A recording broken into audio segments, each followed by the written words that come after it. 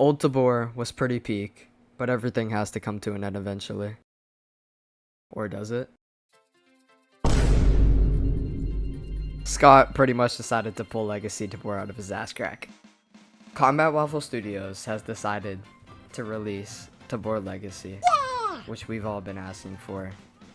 But this raises the question, will it affect the main game? So that's what my 10 points here are going to talk about. One huge question about this is Legacy Tabor going to affect main development?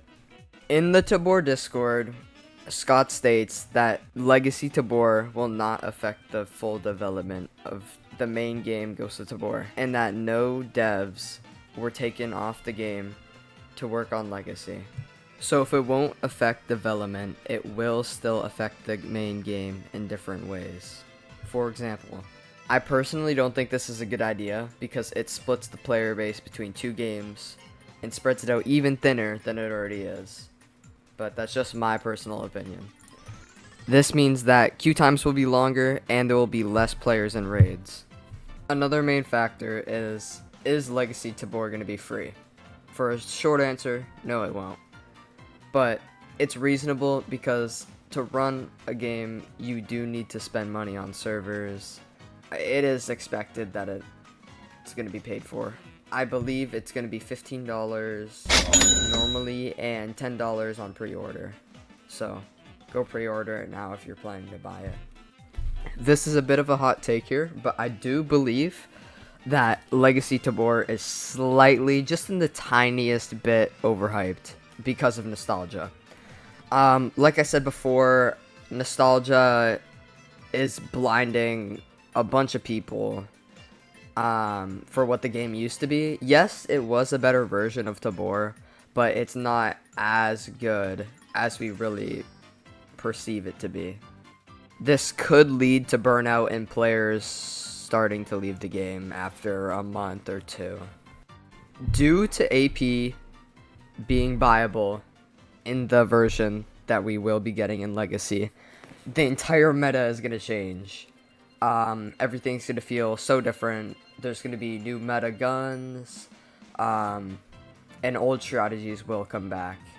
So that will be very different for players that haven't played OG Tabor. I will be continuing on about this in my next video, so once that comes out, please go check that out. A few things that Legacy Tabor will and won't have is AP will be viable.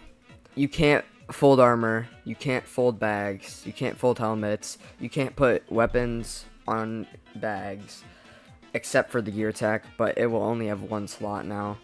There will be no tack sprinting, no leaning, but I don't think anybody uses leaning anyways, let's be honest. And item collision in bags is coming back. So most people want that.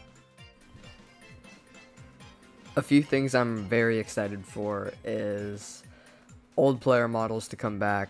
They just look way better because the new ones, to me, they just look weird. But also a thing that's very much slept on is the XM grip is coming back, so people will be able to put angle grips on XMs again.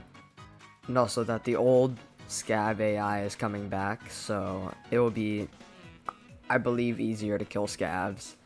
And also, going off of that, neck snapping is coming back. It makes naked runs way more possible, which I'm 100% a fan of.